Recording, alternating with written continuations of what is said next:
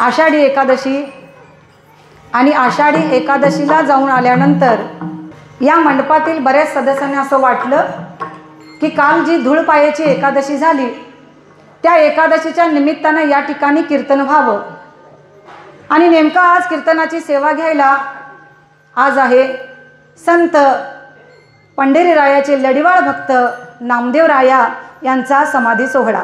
बऱ्याच ठिकाणी वाचायला मिळालं की वद्य त्रयोदशी आषाढ म्हणजे उद्या, तर पंढरपुरामध्ये हा सोहळा उद्या साजरा करणार आहेत, पण बऱ्याच ठिकाणी तिथीनुसार आज देखील द्वादशी त्रयोदशी, त्यामुळं आज साजरा केलेला आहे। वास्तविक पाहता कीर्तनाचं नियोजन किंवा प्रयोजन असं आहे की वारीला जाऊन आल्यानंतर कीर्तनाची ही सेवा आहे, त्यामुळं सेवेकरता निवडलेला अभंग सर्वांच्या हृदयस्थानी विराजमान असणारे जगद्गुरू संत तुकाराम महाराज यांचा पंढरीचं महात्म्य सांगणारा आणि भगवंताच्या नामाची महती सांगणारा असा 3 चरणांचा अभंग आहे। काय म्हणतायत पहा माझे तुकोबराया। पंढरीची वारी आहे माझे घरी आणि कन करी तीर्थव्रत, व्रत एकादशी करीन उपवासी, गायीन अहर्निशी मुखी नाम, नाम विठोबाचे घेईन मी वाचे, बीज कल्पांतीचे तुका म्हणे। तुकोबरायांनी 3 चरणामध्ये सांगितलेलं आहे आपल्याला की मनुष्य जन्म मिळाल्यानंतर माणसाचं कर्तव्य काय आहे। पहिल्या चरणामध्ये तुकोबरायांना कोणीतरी विचारलं का हो तुकोबराया तुमच्या घरात काय आहे, त्यावेळी तुकोबराया म्हटले माझ्या घराचं वैभव काय सांगावं, माझ्या घरात काय आहे तर पंढरीची वारी आहे माझे घरी। ही पंढरीची वारी माझ्या घरात असल्यामुळं मी दुसऱ्या तीर्थाला जायचं जाणत नाही। एवढंच नाही, मी काय करतो म्हणे त्या पंढरीरायाचा उपवास म्हणजेच व्रत एकादशी करीन उपवासी, गायीन अहर्निशी मुखी नाम, अहर्निशी म्हणजे रात्रंदिवस मी त्या परमात्म्याचं नाम घेतो आणि एकादशीच्या दिवशी काय करतो मी उपवास करतो। का विठोबाचंच नाम घेतो तर काय म्हणतायत, नाम विठोबाचे घेईन मी वाचे, बीज कल्पांतीचे तुका म्हणे। विठोबाचंच नाम का तर जगाच्या उत्पत्ती स्थिती लयाला कारण असणारं ते कारण म्हणजे एका परमात्म्याचं नाम आहे। सगळं विनाश पावतं पण अविनाशी फक्त परमात्म्याचं नाम असल्यामुळं हे विठोबाचं नाम कल्पांतीपर्यंत टिकणार आहे, तेच सत्य आहे। म्हणून मी माझ्या विठोबाचं नाम घेतो, विठ्ठल विठ्ठल।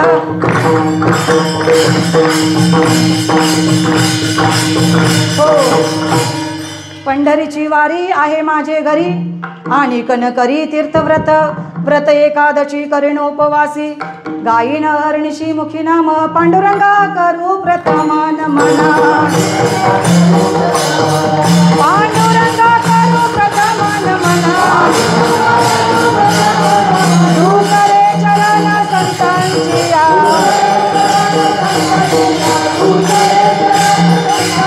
Hallelujah.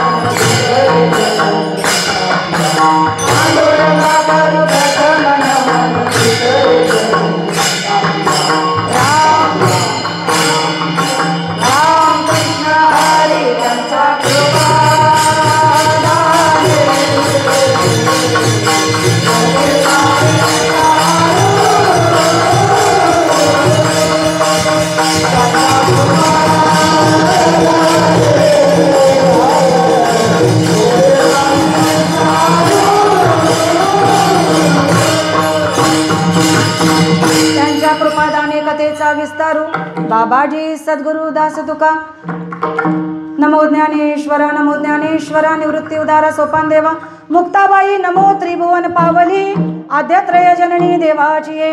नमो सद्गुरु तुकया ज्ञानदीपा। नमो सद्गुरु सच्चिदानंद रूपा। नमो सद्गुरु भक्त कल्याण मूर्ती। नमो सद्गुरु भास्करा पूर्ण कीर्ती। शरण शरण जी हनुमंता तुम्हालो रामदूता। काय भक्तीच्या त्या वाटा मज दावाव्या सुबटा। सर्व मंगल मांगल्ये शिवे सर्वार्थ साधिके शरण्ये त्र्यंबके गौरी नारायणी नमस्तुते। विठ्ठल विठ्ठल।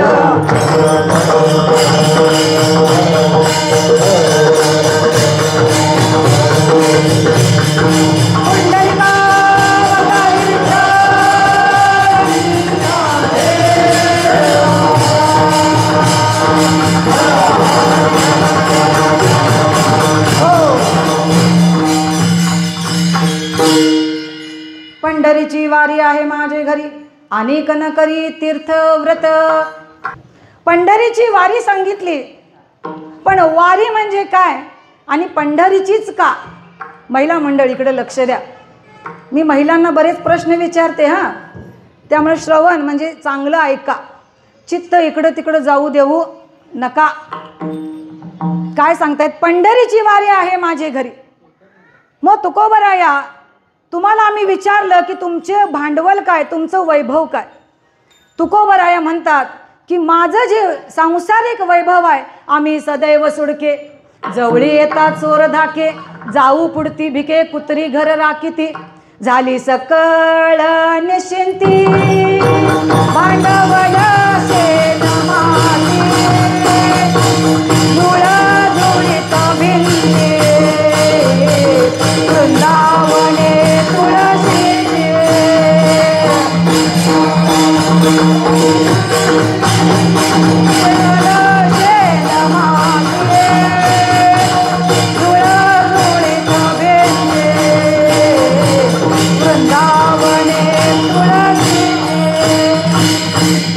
तुकोबराया म्हणजे माझं सांसारिक वैभव सांगतो।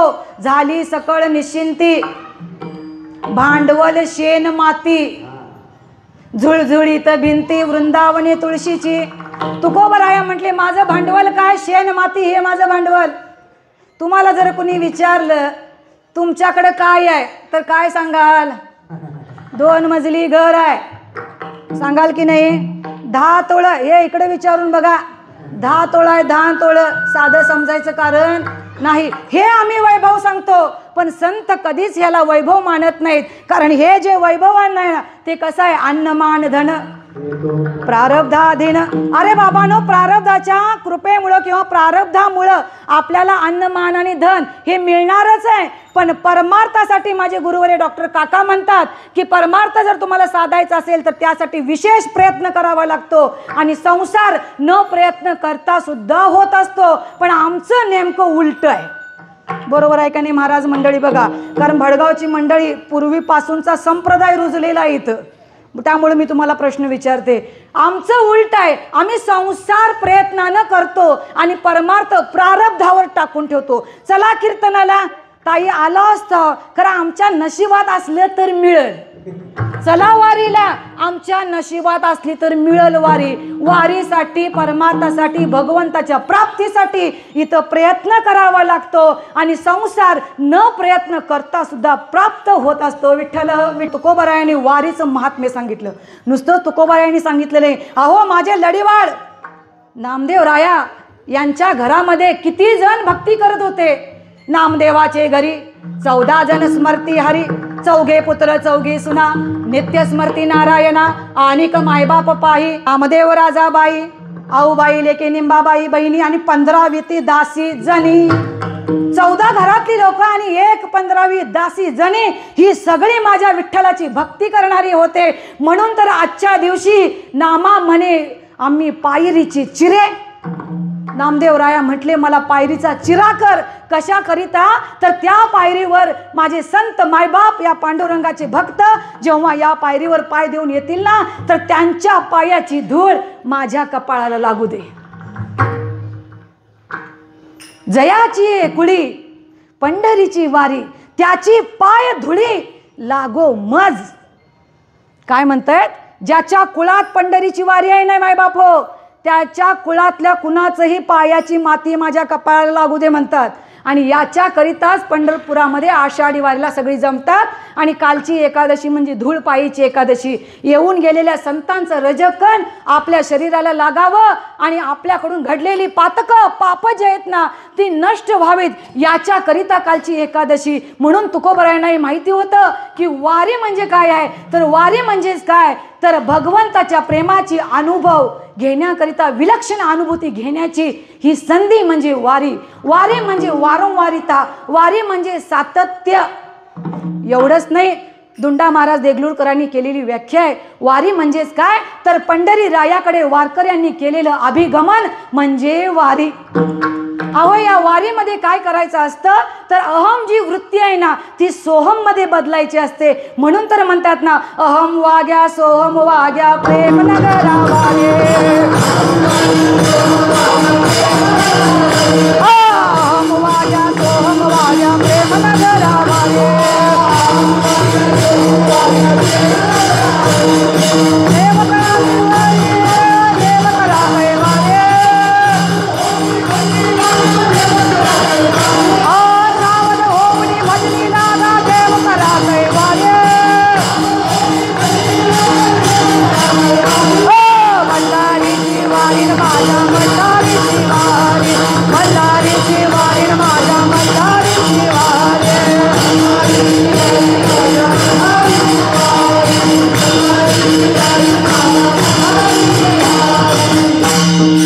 अहम वाग्या सोहम वाग्या प्रेम नगरा वारी. अहम मी पणा टाकून मी ब्रह्म आहे, मी ब्रह्म आहे, सोहम या वृत्ती धारण करणे याला म्हणायचं वारी. फक्त सांगण्याकरता वारी नाही बाय बाप. नाहीतर आम्ही अभिमानाने सांगत असतो पट्ट्याच्या 40 वाऱ्या झाल्या. अरे 40 वाऱ्या झाल्या तुझ्या, पण तुझ्यातला अहंकार गेला का? काय सांगितली वारी? अहम वृत्ती सोहम मध्ये परिवर्तन करण्याकरिता वारी असते. आणि एवढंच नाही, तिकडून वारीस न आल्यानंतर सुद्धा पुढच्या वारीपर्यंत ती वृत्ती सांभाळणं ही खरी वारी आहे. बघा, पंढरीची वारी करत असताना अंतःकरणामध्ये भक्ती पाहिजे. मुखामध्ये नाम, अंतःकरणामध्ये भक्ती आणि संसारामध्ये निवृत्ती, याचं नाव वारी. विठ्ठल विठ्ठल.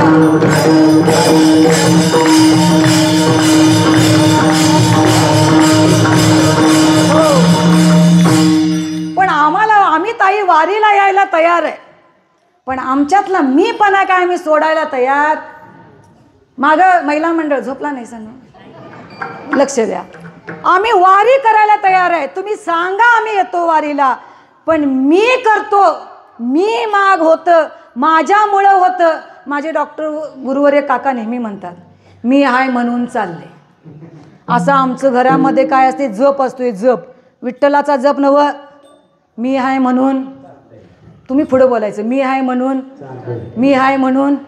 एका घरात असं झालं, ते म्हातारं रोज म्हणत, घरातली पोरं म्हटली बाबा तुम्ही जाऊन बघा. तिकडं नव, पंढरीच्या वारीला तुम्ही जाऊन बघा. इथपर्यंत म्हणण्याजोगं जर आपल्यावर जर परिस्थिती येत असेल तर वेळीच अहमपणा सोडा ना. मी करतो का म्हणता? अरे बाबांनो, सगळं जे करतो ना तो एक परमात्मा करतो. अहम वैश्वानरो भूत्वा प्राणीनाम देहमाश्रितः प्राणापान समायुक्त पचामन्यम चतुर्विधम. 4 प्रकारचं खाल्लेलं अन्न सुद्धा पचन कोण करत असेल तर माझा तो पंढरीनाथ करतो. आणि आम्ही म्हणतो की मी हाय म्हणून चाललोय. अरे बाबांनो, खाल्लेल्या अन्नाचं पचन जर त्यानं वैश्वानर होऊन जठराग्नीमध्ये जर केलं नाही ना तर अंगामध्ये रक्त तयार होणार नाही आणि रक्तापासून ऊर्जा निर्माण मिळणार नाही. मग ऊर्जा नाही तिथे ताकद मिळणार नाही, शक्ती मिळणार नाही. मग कुठलं नोकरीला जायला मिळेल आणि कुठलं भांगलायला मिळेल? म्हणजे विचार करा, हे जर सगळं तो एकटा करत असेल आणि आम्ही जर त्या ठिकाणी मी करतोय म्हणून होतंय हे म्हणत असाल, किती पण पंढरीच्या वाऱ्या करा, ते संतांनी जी वारी केली ती वारी आमच्यापर्यंत कधीच पोचणार नाही. हे तुकोबरायांना माहिती होतं. म्हणून तुकोबराया आम्हाला सांगतायत, पंढरीची वारी आहे माझे घरी. तुकोबरायाने आपल्याला सांसारिक भांडवल सांगितलं, पण तुकोबरायांना विचारलं, अहो पारमार्थिक भांडवल काय? तर संत मायबाप पारमार्थिक भांडवल काय सांगतात? कीर्तनामध्ये सुंदर मृदंग वाजवता येणं हे यांच्या जीवनामध्ये असलेलं पारमार्थिक भांडवल आहे. शिंदेवाडीचे जे महाराज आहेत, सौंदलगेचे जे गायनाचार्य आहेत, इकडं महिला गायनाचार्य आहेत, कीर्तनामध्ये गोड गायन करता येणं हे सुद्धा एक पारमार्थिक भांडवल आहे, वैभव आहे. इतकंच नाही, कीर्तन आहे म्हटल्यानंतर तिथं ऐकायला जावं असं वाटणं हे सुद्धा एक पारमार्थिक भांडवल आहे. आणि हे ज्याला मिळालं ना तो खरा भाग्यवान. तुकोबराया म्हटले आम्ही दुसऱ्याला भाग्यवान म्हणायला तयार नाही. भाग्यवंत मनोतया, भाग्यवंत मनोतया, शरण गेले पंढरीराया, शरण गेले पंढरीराया.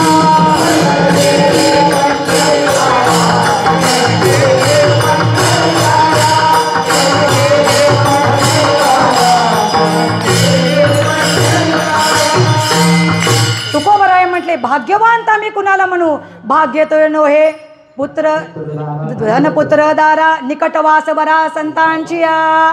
काय संतापाई किंवा संतांची या काय म्हटले? आम्ही भाग्य कशाला म्हणतो? संतांचा सहवास मिळणं, भगवंताचा सहवास मिळणं याला आम्ही भाग्य म्हणतो, याला आम्ही पारमार्थिक भांडवल म्हणतो. अरे बाबांनो, सांसारिक भांडवल किती जरी उभं केलं असा तर मेल्यानंतर एक फुटका मनी सुद्धा अंगावर ठेवीत आवडाय नाही का? काय मग बोला की नाही म्हणून ठेवत नाहीत. सासूसाठी रडे सून भावांतरीचा भिन्न. सासूसाठी जरी रडत असली, प्रेम असतं महाराज, पण चुकून जर अंगावर दागिना राहिला तर रडता रडता म्हणती माझ्या सासूला पाटल्या लई आवडायच्या, अजून मी हातातनं काढल्या नाहीत. म्हणजे काय, कशाला महत्व देतो महाराज? पण तुम्ही जर वारी केली आणि त्यातनं जे पुण्य संपादन केलं त्याचा वाटेकरी, त्याचा भागीदार कोणी होऊ शकत नाही.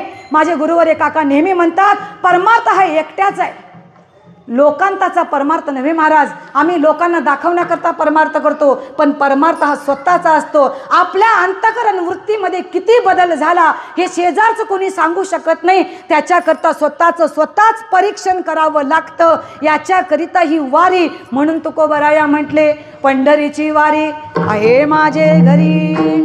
आणि आम्ही दुसरं तीर्थव्रत करत नाही. आता तीर्थव्रत दुसरं तुम्ही तुकोबराया करत नाही, पण का?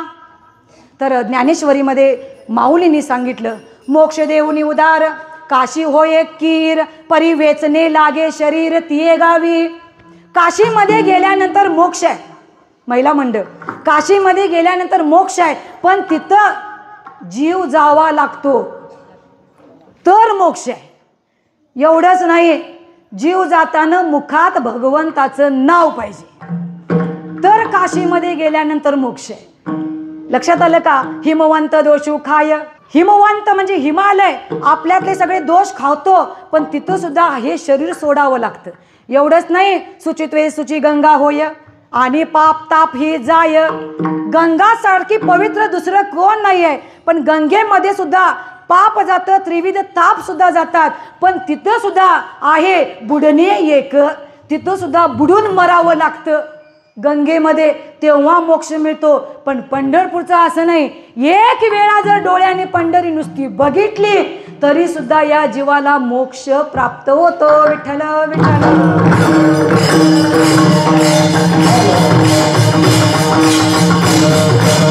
हो, इतकं महात्म्य पंढरीचं असल्यामुळं, कारण पंढरी भूवैकुंठ नगरी. तिथं काय आहे? भूवैकुंठ म्हटलं, या मृत्यू लोकातलं वैकुंठ जर काय असेल तर ती पंढरी आहे.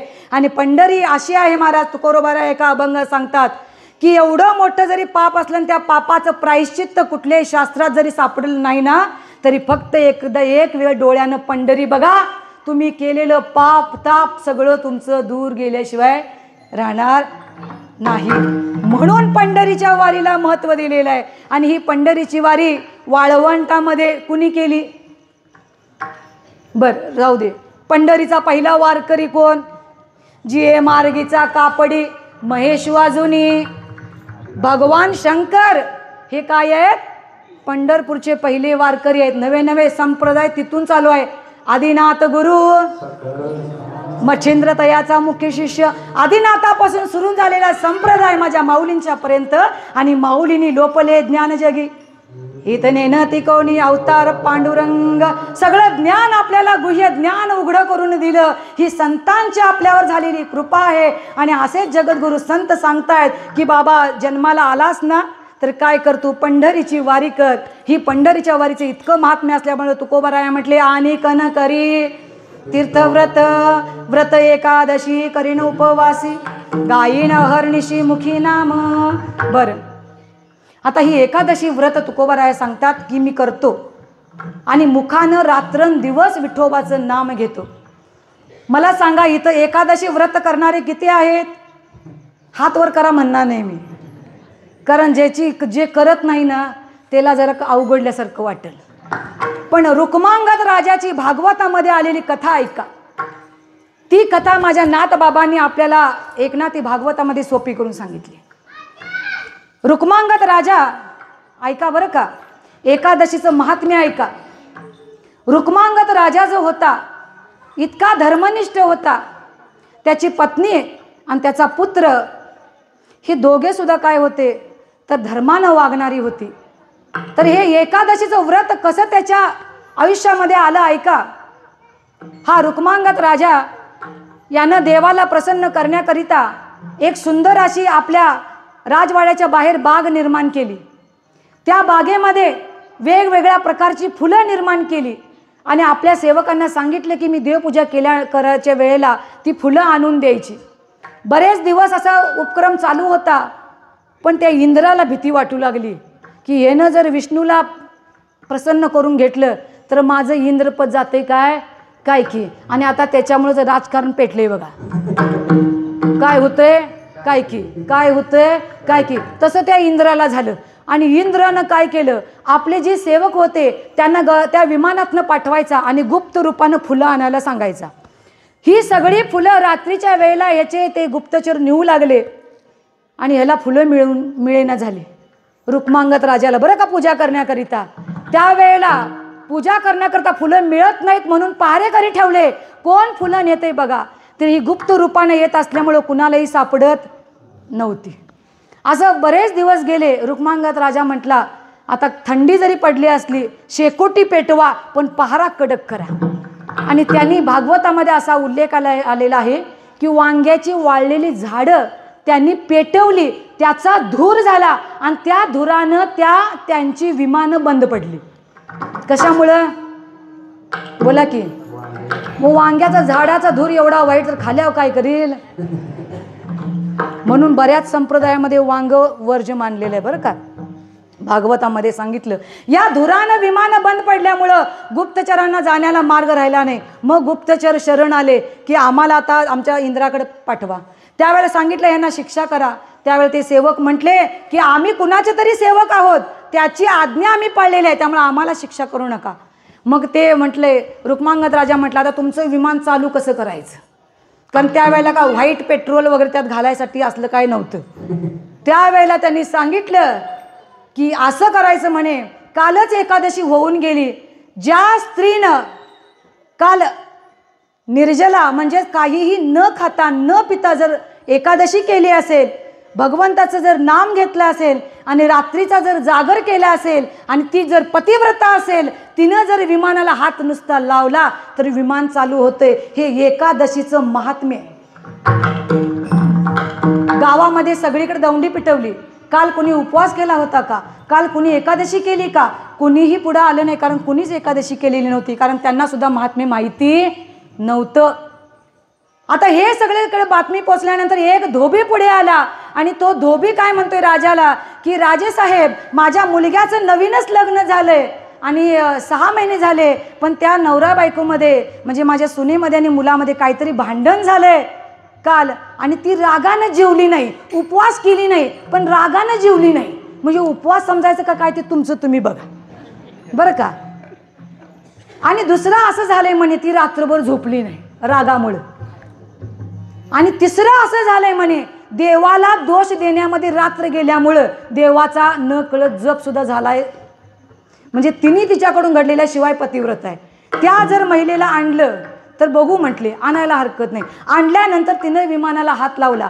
हात लावल्याबरोबर विमान चालू झालं. मला सांगा, महात्म्य माहीत नसताना सुद्धा तिच्याकडून न कळत ते व्रत घडलं तर त्या व्रताची पुण्याई इतकी प्राप्त होते. आणि आम्हाला महात्म्य समजून सुद्धा जर आम्ही एकादशी करत नसू तर त्याला काय म्हणायचं?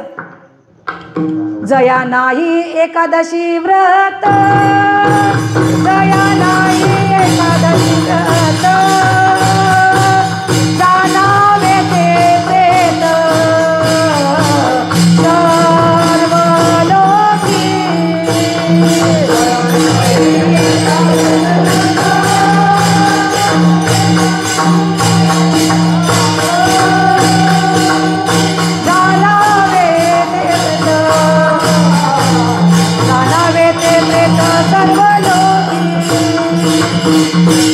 जया नाही एकादशी व्रत, जाणावे ते प्रेत सर्व लोकी. जो एकादशी करत नाही ना तर तो या मृत्यू लोकावर जिवंत जरी असला तरी ते प्रेत आहे असं समजायला हरकत नाही. मग मला सांगा, इतकं माहिती होऊन सुद्धा एकादश करणार नाही असं कोण असेल तर हात वर करा. करणार नाही सा मावशी? करणार नाही सा मी म्हटलं. म्हणजे एकादशीचं महात्म्य सांगितलं. आणि त्यानंतर रुक्मांगद राजाच्या आयुष्यामध्ये एकादशी सुरू झाली. त्या एकादशीचं व्रत इतकं केलं की पूर्ण नगरीला करायला लावलं. आणि हे परत ब्रह्मदेवाकडं गारानं गेलं यमाचं की आता वैकुंठाला सगळी चालली एकादशी करून, आता हे नरक आणि स्वर्ग काय रिकामं पडू लागले, काहीतरी उपाय करा. मग मोहिनीला पाठवली आणि रुक्मांगद राजाचं व्रत जे आहे ते भ्रष्ट करायला लावलं. पुढची कथा भरपूर आहे, रात्र पण आपली जाईल. पण इतकं झाल्यानंतर रुक्मांगद राजा भानावर आला आणि एकादशी व्रत केलं पाहिजे. तिथून पुढे आपल्या आयुष्यामध्ये हे व्रत चुकू नये म्हणून राजानं आपल्या नगरामध्ये दौंडी पिटवायला सुरू केली.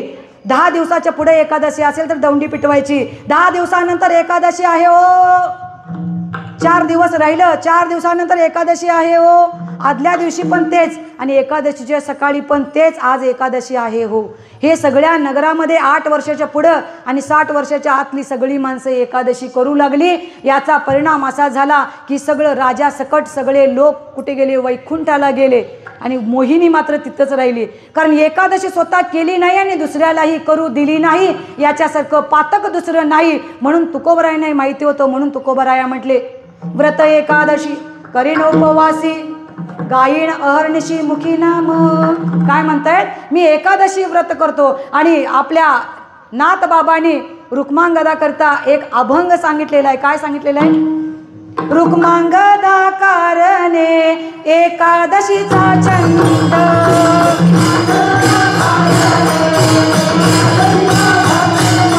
रुक्मांगदा कारणे एकादशीचा छंद,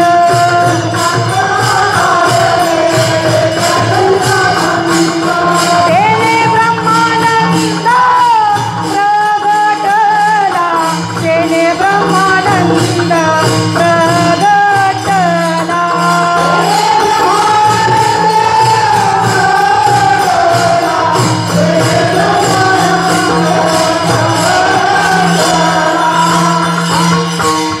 रुक्मांगदा कारणे एकादशीचा छंद, तेने ब्रह्मानंद प्रगटला. रुक्मांगदानं काय केलं? एकादशी व्रत केलं आणि आत्मस्वरूपाची म्हणजे ब्रह्मस्वरूपाची प्राप्ती करून घेतली. आणि ती प्राप्ती आपल्याला देखील करून घेता येते. म्हणून आपण देखील आपल्या आयुष्यामध्ये एकादशीचं व्रत करा. तुकोबरायाने तरी खडसावून सांगितलं. तुकोबराया म्हटले, 15 दिवसा माझी एक एकादशी, का रे न करीची व्रतसार, काय तुझा जातो जीव फराळाच्या मिसे, धनी घेसी. तुकोबरायाने खडसावून सांगितलं आम्हाला. तुकोबराय काय म्हणतायत? 15 दिवसा माझी एक एकादशी, कारण करशी व्रतसार.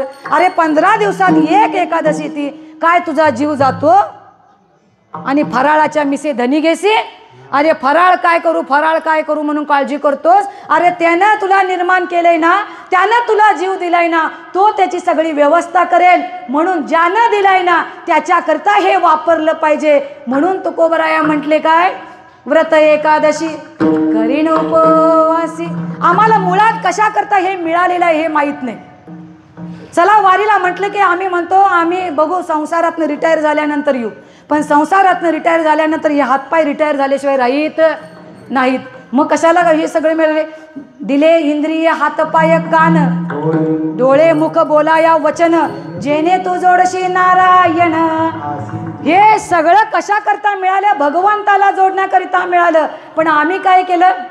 देवे दिला देह भजना गोमटा, तो या झाला फाटा बाधिकेचा. आम्हाला दिलं भजना करता, पण आम्ही वापरलं भोजना करिता. आता काय खायचं, सकाळी काय खायचं, मग दुपारी काय खायचं, संध्याकाळी झोपताना आमचं बायकांचं चालू असते, सकाळी आता काय करू म्हणतास का नाही? आम्ही पण महिलाच आहे, माझ्यावरनं सांगाले मी. संध्याकाळी झोपतानाच डोक्यात असते सकाळी भाजी कसली, सकाळी उठले की पहिला नाश्ता कसा करायचा, नाश्ता झालं की मग आता दुपारच्याला जेवण काय करायचं, दुपारी होतंय ना होतंय तर संध्याकाळच्याला काय करायचं. अरे बाबा तुला मिळालंय काय, तू करतोस काय? देवे दिला देह, अरे देवानं दिलाय ना, भजना गोमटा दिलाय, चांगला दिलाय ना रे बाबानो. मग ज्याच्याकरता हात दिले त्याच्याकरता भजन करा, ज्याच्याकरता पाय दिले त्याच्याकरता वारी करा, ज्याच्याकरता मुख दिले त्याच्याकरता त्याचं नाम घ्या. म्हणून हे तुकोबरायाने जाणलं. म्हणून तुकोबराया म्हटले गायीन अहर्निशी मुखी नाम, मुखी नाम घ्या म्हटलं. पण कुणाचं घ्यायला सांगितलं? त्याला देखील काय आहे? एक दंडक घालून दिलं. कारण आपल्या हिंदू धर्मामध्ये देवता किती आहेत? जागा हेच ना, 33 कोटी देव. मग ह्यातला कुठला देव? कुठल्या देवाचं आम्ही नाव घेऊ? हेंदरी सेंदरी दैवते कोणती पूजिती भूते खेते, आपल्या पोटाजी रडते मागती शिते अवधान. अरे बाबानो, आपल्या पोटासाठी रडणारी जी आहेत त्या देवतांना जर तुम्ही शरण गेला. एकदा काय झालं, एका भक्ताने देवीची उपासना केली. विचारसागरमध्ये आलेली कथा. देवीची उपासना केली आणि उपासना केल्यानंतर देवीला म्हणतोय, देवी प्रसन्न झालीस, मला एक घोडं दे. घोडं काय मागितलं? घोडा मागितला. देवी म्हटली, मी बसली गाढवावर, तुला घोडं कुठनं देऊ? म्हणजे आम्ही देवता कोणतं करतो? अरे देव कुठला, कुठल्या देवाचं नाम घ्यावं? ऐका, यशश्री औदार्य ज्ञान वैराग्य ऐश्वर हे साही गुणवरे वस्ती जेत, म्हणून तो भगवंतू. अरे हे 6 गुण ज्याच्या जवळ आहेत ना, त्याचं नाम मुखामध्ये घ्या. कुणाचं पण काय नाम घेता? आमचं कसं झालंय, आम्हाला देव निर्माण करायचं पण महाराज स्वातंत्र्य दिलं. शिळ्या तांब्याचे बाहुले केले, पाठ मांडूनी वरी बैसविले, वस्त्रे अलंकार गुंडाळिले आणि मना येईल ते नाव ठेविले. या जनासी लागले वेड, या जनासी लागले वेड, या जनासी लागले वेड, या जनासी लागले वेड.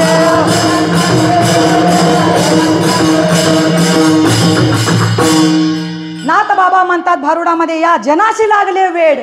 अरे बाबानो, तुम्हाला देव स्वातंत्र्य दिलेला आहे, पण खऱ्या देवा जर विसरला तर बाकीचे देवता जरी घेतला, तुमच्या आशा आकांक्षा छोट्या छोट्या पूर्ण करतील, पण भगवंताची प्राप्ती मात्र होणार नाही. मला सांगा महिला मंडळ, जर तुम्ही एखाद्या घरातलं काम करत असाल, फरशी पुसत असाल, तुमचं लहान लेकरू सारखं मध्ये मध्ये जर येत असेल, तर आपण काय करतो? त्या बाळाच्या आवडतं खेळणं त्याला खेळायला देतो. मग ती बाळ तिकडे तासभर खेळत बसते. त्यो बाबा बी तसाच आहे विटेवर उभं राहिलेला. त्याच्याकडे जर काय मागितला असा, तो तुम्हाला देतोय आणि सांगतोय त्या खेळण्याबरोबर तिकडंच खेळत बसायचं, तिकडं यायचं नाही. म्हणून वारी करा, पंढरीला जावा, पण गेल्यानंतर तिथं काहीही मागायचं, मोठ्यानं बोला, काहीही मागायचं नाही. आमचं असं नाही, पहिल्या वारीला गेले की पुढच्या वारीला 2रा मजला होऊ दे, मग येतो तुझ्या पुढच्या वारीला. एकदा नवस कराय आणि एकदा नवस फेडाय. देवाची वारी कधी?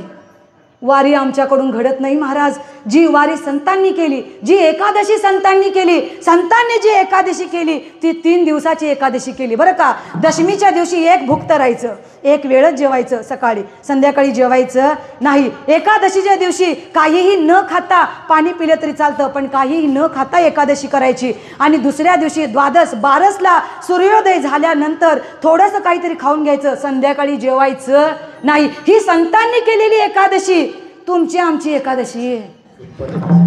हा बोलले बघा महाराज, बरोबर आहे. एकादशी आणि आमचं घरात चालू असते बरं का. माझंच सांगते, मिस्टरांना मी म्हणते उद्या एकादश आहे, पोटभर जेवा. काय तुम्ही म्हणतासा का नाही घरात, उद्या एकादश आहे, पोटभर जेवा. जणू काय दुसऱ्या दिवशीची एकादशी काय न खाता पिताच करायची. दुसऱ्या दिवसाने उठलं की शाबू नाश्त्याला, दुपारच्या लावू वडं, फराळला, संध्याकाळच्याला आणि 4 वाजता खारं शेंगदाणं घरातलं सांगावलं आहे आमच्या, आणि संध्याकाळाने परत भगर म्हणजे वरीचा भात आणि आमटी, ती बी आमटी झणझणीत चरचरीत होईल म्हणता एकादशी. ज्याला अंगात ताकद नाही त्याला संतांनी सांगितलं फलाहार करा. ह्या फलाहारचा अपभ्रंशानं फराळ झालं. फलाहार फलाहार फराळ, पोटभर फराळ म्हणून महाराज म्हटले बघा, एकादशी आणि दुप्पट खाशी. वारी करा, एकादशी करा, पण हे करत असताना माझ्या भगवंताचं नाम मुखामध्ये घ्या.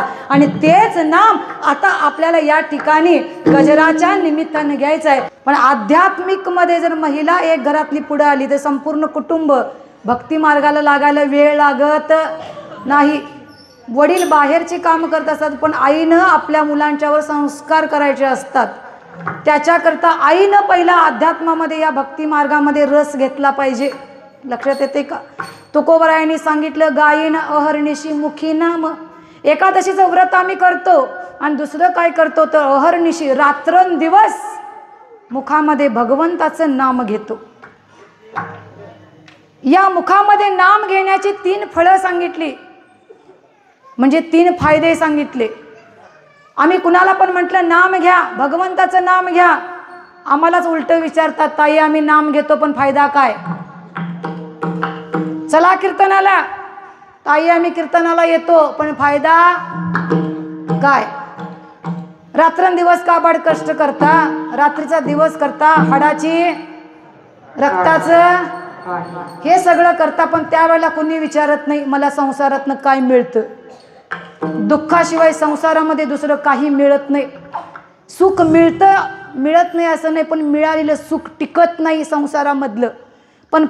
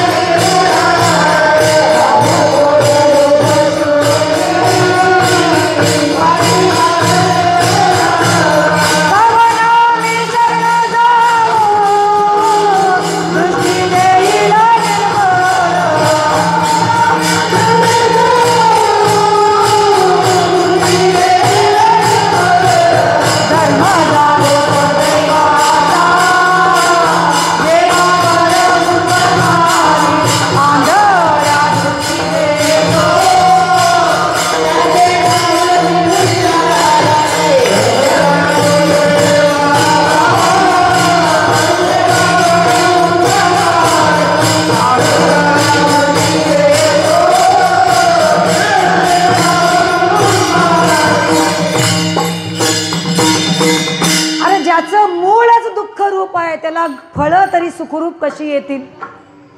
मला सांगा, शेतामध्ये जर जुंधळा पेरला असता तर जुंधळा येईल काय मका येईल? बोला की कसं आहे तुमच्या भडगावात? कसं आहे? आमच्या सौंदर्यात तरी जुंधळा पेरल्यावर जुंधळाच येतोय. तुमच्याकडे कसं आहे? मग मला सांगा, संत जर सांगत असतील की संसाराचं मूळ दुःख रूप आहे, तर त्या संसाराला सुखाची फळं लागतील कशी? आमचं काय झाले, सुख शोधायचा पत्ता चुकतो.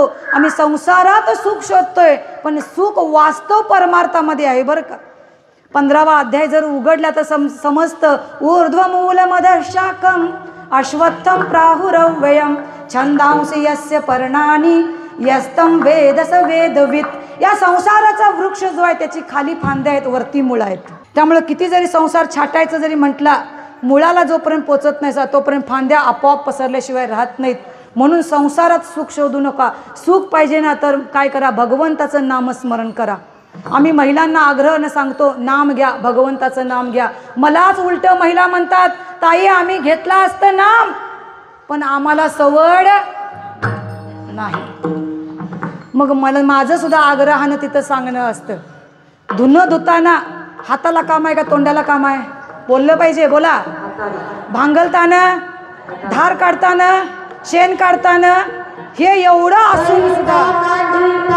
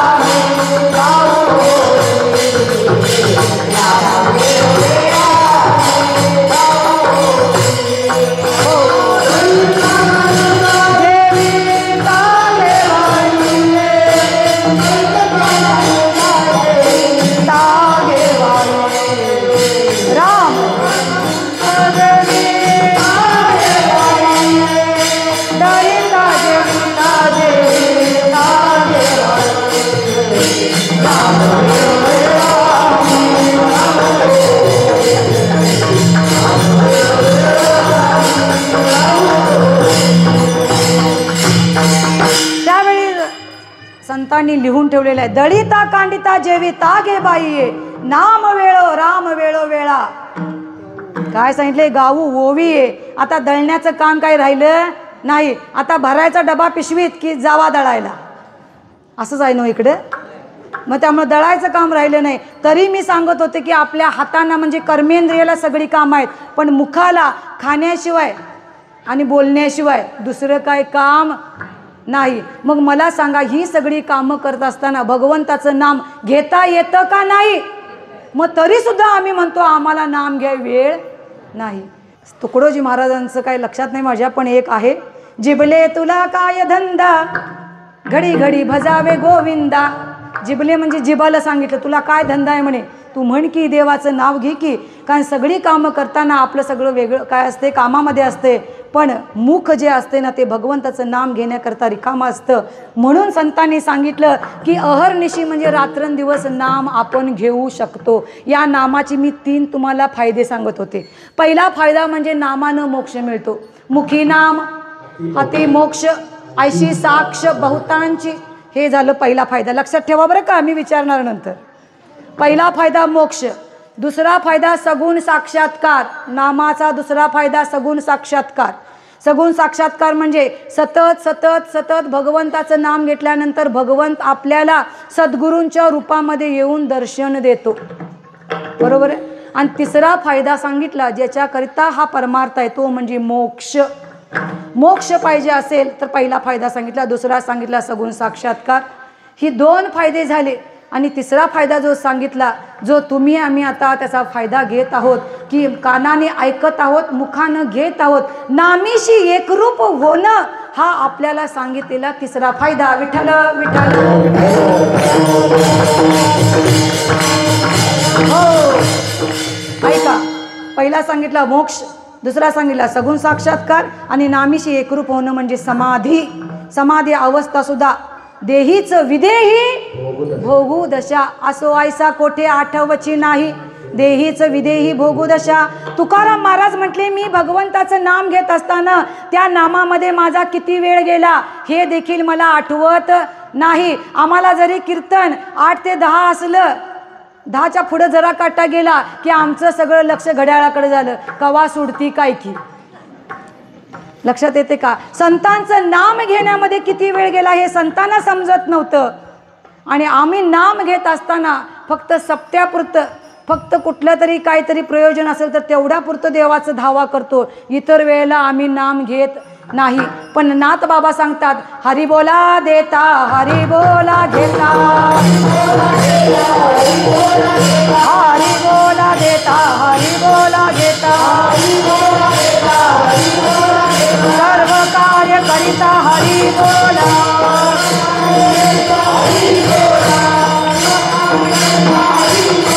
हरी बोला भांडता हरी बोला कांडता, हरी बोला भांडता हरी बोला कांडता, उठता बसता हरी बोला,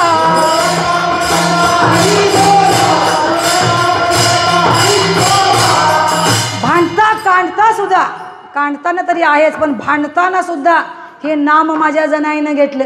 अरे विट्या विट्या मूळ मायेच्या कारक्या. तू जनाबाईनं विठोबाला शिव्या दिल्या, शिव्या देताना पण त्याचं नाम घेतलं. नवे नवे गोवऱ्या ज्या वेळेला एकमेकीच्या मिक्स झाल्या त्यावेळेला भांडताना सुद्धा विठ्ठलाचं नाम घेऊनच भांडत होत्या.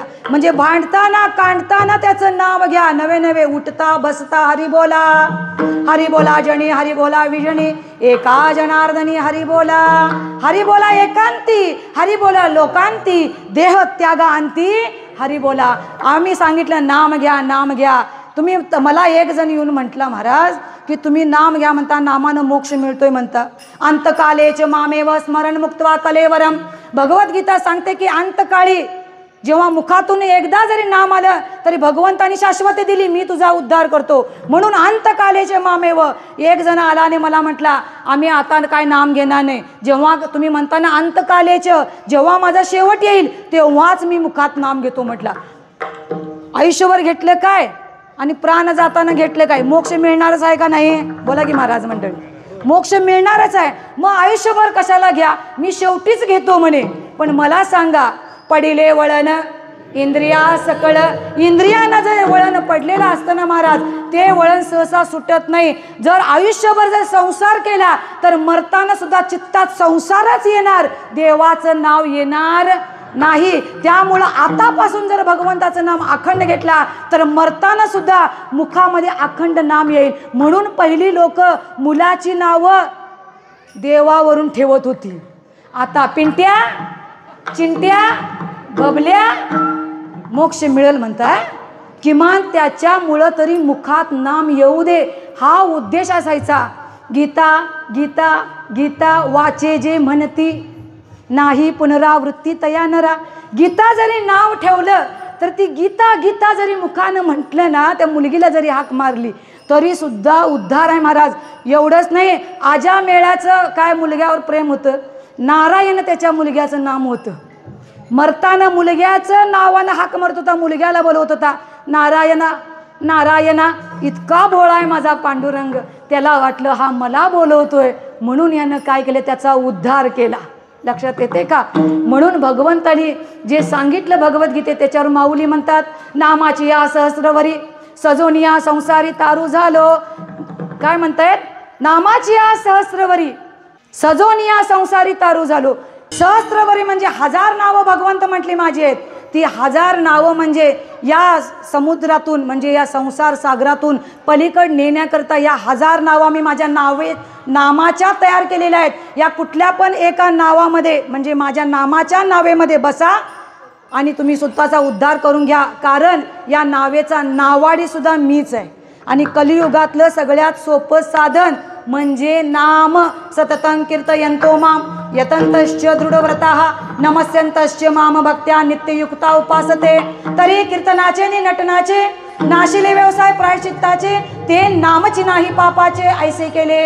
अहो, जर त्याला शोधायचं असेल ना, त्याला त्या देवळात शोधू नका. त्याला शोधायचं असेल तर वैकुंठात शोधू नका. मी तयापासी पांडवा हरपलो घेवसावा, जेथ नाम घोष बरवा करीती माझा. जिथं माझ्या नामाचा घोष आहे ना अर्जुना, माझा तिथं शोध घे म्हणे, तिथं मी तुला मिळतो. हे तुकोबरायांना माहिती होतं. म्हणून तुकोबराया म्हटले, गायीन अहर्निशी मुखी नाम. इतकं नामाला महत्व आहे बरं का. हे नाम कसंही घ्या, कुठेही घ्या, हांतरुणाव पडल्या पडल्या घ्या, आंघोळ करताना घ्या, कुठं पण घ्या, पण देवाचं विठ्ठल विठ्ठल.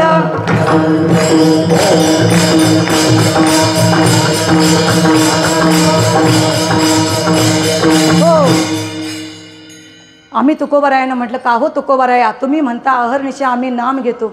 तुकोबरायानं म्हटले, नुसतं नाम घेत नाही, आम्ही नामाचे धारक आहोत. आम्ही नामाचे धारक, आम्ही नामाचे धारक.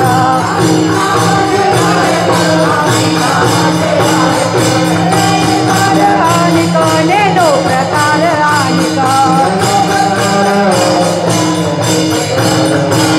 सर्व भावे सर्व भावे.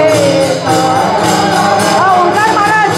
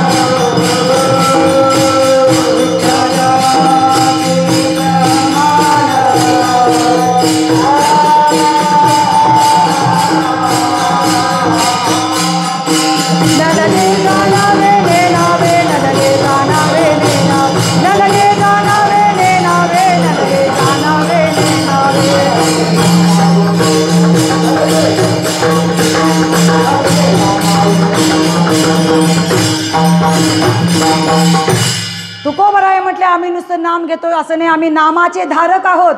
धारक म्हणे आम्ही आमच्यात ते नाम धारण केलेलं आहे. महिला मंडळांना आता एक प्रश्न विचारते.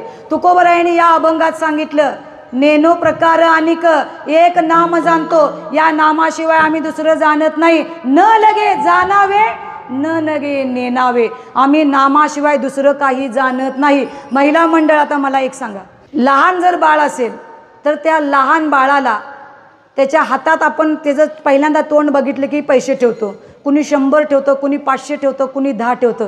त्या छोट्याशा लेकराला ही 500ची नोट आहे का 100ची नोट आहे कळतं का? कळत नाही. आजारी पडल्यानंतर मी कोणतं औषध घ्यायचं ते त्या बाळाला कळतं का? बोला की, कळत नाही. आता थंडी आहे का गरमी आहे, मी कुठली कपडे घालावीत ते बाळाला कळतं का? नाही कळत. म्हणजे मला सांगा, त्या बाळाला कळत काहीच नाही, पण म्हणजे हे सगळं कळत नाही पण काहीच कळत नाही असं अजिबात नाही बरं का. मी म्हणतेलं जरा ऐका बरं का. बाळाला काही कळत नाही पण काहीच कळत नाही असं नाही. उदाहरणार्थ सांगते, एक 2 वर्षाचं बाळ झोपले म्हणून आईनं पाळण्यात घातले. मी का सांगितले? नामाशिवाय आम्ही दुसरं काही जाणत नाही याच्याकरता सांगाले. त्या बाळाला पाळण्यात घातल्यानंतर आई धुणं धुवायला गेली. धुणं धुत असताना इकडं बाळ मध्येच जागं झालं आणि मोठमोठ्यानं रडू लागलं. मोठमोठ्यानं रडत असताना एवढं भोंगाळ पसरला त्यानं की अख्खी गली गोळा झाली. आजी आली, ताई आली, माई आली, अण्णा आला, बापू आला, सगळी आली. सगळ्यांनी बाळाला घेतलं. बबड्या बबड्या बबड्या, गप गप गप, रडू नको, गप. ते बाळ काय रडायचं थांबलं नाही. मग मला सांगा, जेव्हा हे त्या बाळाच्या आईला कळलं की बाळ रडतंय, ती बाई धावत पळत आली, बाळाला उचललं, बरोबर असं घेतलं. गप गप गप. बाळ रडलं असेल का थांबलं असेल? मग मला सांगा, त्या बाळाला सगळं कळत नाही म्हणत होता, आई मात्र कळाल्याशिवाय त्याला राहत नाही. जसं त्या बाळाला एक आई कळण्यामध्ये सगळं कळणं आहे ना, तसे संत माय बाप म्हणतात, आम्ही फक्त नाम जाणतो, आम्हाला दुसरं काही नाही जाणलं तरी चालतंय. विठ्ठल विठ्ठल.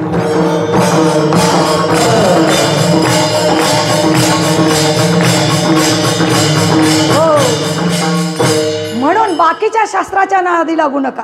जया नाही परिहार, नाही नाही धुंडिता शास्त्र. तुकोबराया म्हटले की एखाद्या जर पापाचं प्रायश्चित्त जर तुम्हाला शास्त्रात मिळत नसेल तर एक माझ्या भगवंताचं नाम घ्या. तुमचं पर्वता एवढं जरी पाप असलं तरी सुद्धा भस्म झाल्याशिवाय राहणार नाही. पर्वताप्रमाणे पातक करणे आणि वज्रलेप होणे अभक्तासी. अरे अभक्तानं केलेली ती जी पाप आहेत ती वज्राप्रमाणे कठीण जरी असली, जितके पाप या जगती, जितकी नामाची शक्ती तितके पाप नाही त्रिजगती. नाथबाबा म्हणतात, ही नामाची शक्ती इतकी आहे म्हणे, त्या नामासमोर एकही पाप टिकू शकत नाही. म्हणून तुकोबरायांनी नामाचं महात्म्य जाणलं आणि मग तुकोबराया म्हटले, गायीन अहर्निशी मुखी नाम. आता ऐका, हे तुकोबरायांनी जर आपल्याला सांगितलं असेल तर तुकोबरायांचं ऐकावं का आणि कुणाचं ऐकावं? संतांचं जर ऐकलं तर त्या देवाची, भगवंताची प्राप्ती झाल्याशिवाय राहणार नाही महाराज. म्हणून जर संत सांगत असतील की एकादशी व्रत करा, पण एकादशी व्रत करत असताना मुखामध्ये सुद्धा त्याचं नाम घ्या, नाम घ्या. कारण का? तुका म्हणे, ग्रासोग्रासी तोची जेविला उपवासी. जेवता जेवता जरी तुम्ही भगवंताचं नाम घेत जेवला ना तरी सुद्धा उपवास केल्याचंच पुण्य प्राप्त होतं. म्हणून नामाला इतकं महात्म्य आहे. म्हणून भगवंताचं नाम घ्या, कारण कलियुगातलं सगळ्यात सोपं साधन. कलियुगा माझी करावे कीर्तन, कलियुगा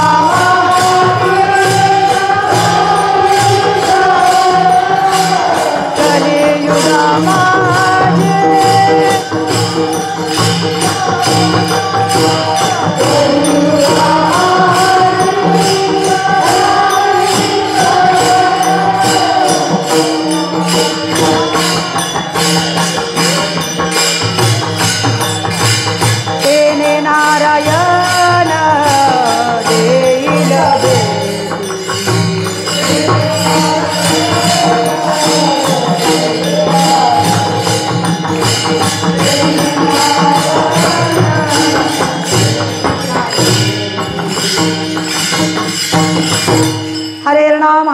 हरेर्नामेव केवलम कलो नास्तेव नास्तेव नास्तेव गतिरन्यथा. या कलियुगामध्ये एका भगवंताच्या नामाशिवाय अन्य गती नाही असं शास्त्र जर सांगत असेल तर आपण सुद्धा तेच करावं. दळिता कांडिता कुठलंही काम करा, पण काम करत असताना भगवंताचं नाम घ्या. माझे गुरुवारी डॉक्टर काका नेहमी म्हणतात की आम्ही वेळ नाही परमार्थाला म्हणतो याचं कारण एकच आहे, उपद्व्याप. आम्ही वेळ नाही म्हणतो त्याचं एकच कारण आहे, उपद्व्याप. नाम घ्या आम्हाला वेळ नाही, नाम घ्या आम्हाला वेळ नाही, याचं एकमेव कारण आहे उपद्व्याप. आम्ही काय करतो, व्याप सोडतो आणि उपद्व्याप करतो. ऐका बरं का, व्याप म्हणजे आपल्या वाट्याला आलेलं काम करणं म्हणजे व्याप, आणि उपद्व्याप म्हणजे आपल्या वाटेला आलेलं काम सोडून बाकीचा जो उद्योग करतो त्याला म्हणायचं उपद्व्याप. आता थोडक्यात तुम्हाला उदाहरण देऊन सांगते. समजा मला भडगावपासून मुरगुडपर्यंत एसटीनं जर जायचं असेल तर किती मिनटं लागतील, उदाहरणार्थ 15 मिनटं लागतील. स्टॉप घेत घेत गेली तर 15 मिनटं माझ्या हातात आहेत. मग हातात आहेत म्हटल्यानंतर बसमध्ये चढल्यानंतर बसायला जर जागा मिळाली तर बसायला जागा मिळाल्यानंतर 15 मिनटं हातात आहेत, भगवंताचं नाम घ्यायला काय हरकत आहे? बोला की, घ्यायला पाहिजे का नको? नाही, आम्ही घेत नाही, कारण उपद्व्याप. आमच्या बाजूला कोणी येऊन बसलं की आमचं चालू होतंय, कुठं जाणार, तुला मुलं किती, तुला पगार किती, तिचा आणि माझा काय संबंध नसतो.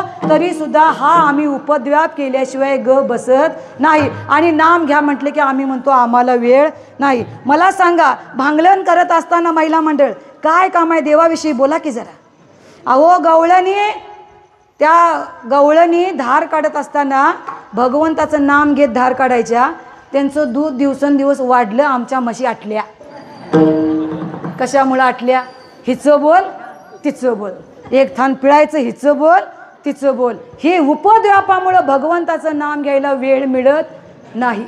अहो एवढंच नाही, त्या गवळणी माठ घ्यायच्या, त्या माठामध्ये दही दूध घ्यायच्या, पण कधी दही घ्या, कधी लोणी घ्या, कधी म्हटल्या नाहीत. गोविंद घ्या कोणी, दामोदर घ्या गे,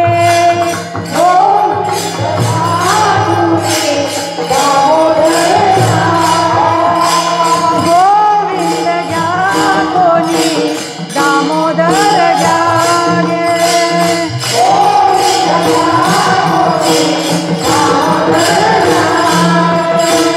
तव तव हसती नारी मथुरेच्या गे,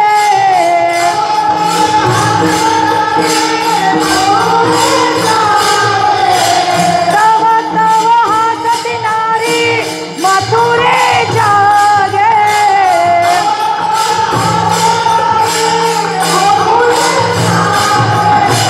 गोविंद घ्या कोणी, दामोदर घ्या गे, गोविंद घ्या कोणी, दामोदर घ्या गे.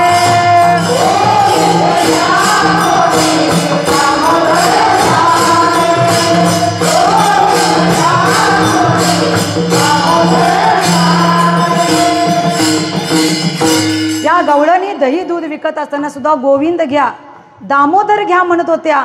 म्हणून गवळणींना भगवंताची प्राप्ती झाली. आणि आम्हाला सगळं मिळून सुद्धा आम्ही देवाचं नाम घ्यायला बघत नाही. काय पैसे पडतात का हो देवाचं नाव घ्यायला? सांगा की. इतर देवाला जर गेला तर अमुक पाहिजे तमुक पाहिजे, पण माझ्या पांडुरंगाला जर गेला कशाची अपेक्षा आहे?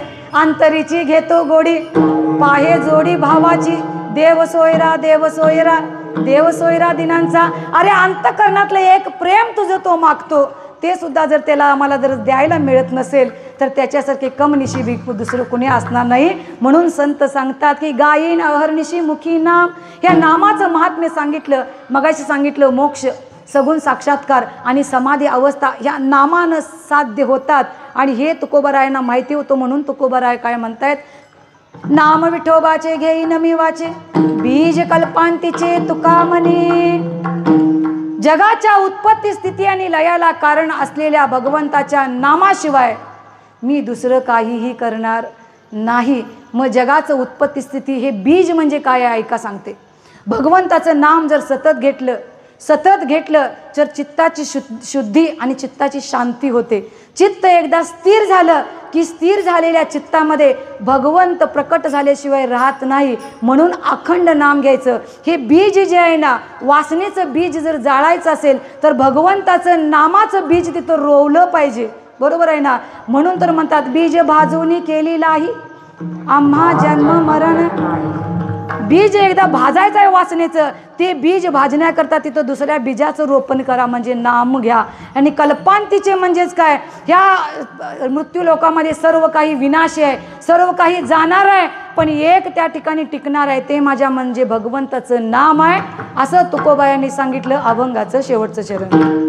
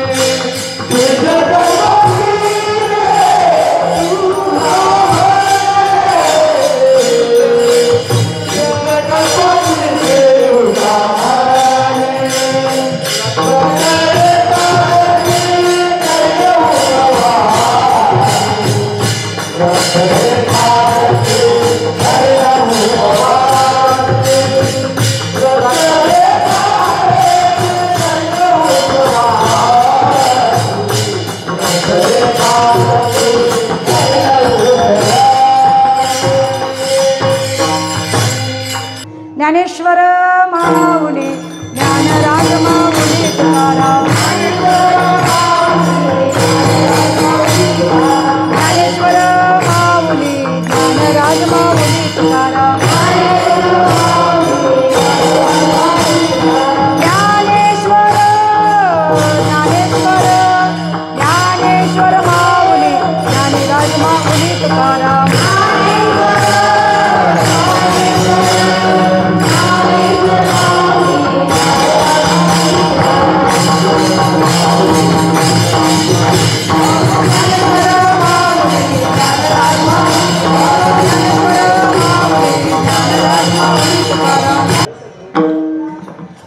नाम विठोबाचे घेईन मी वाचे, नाम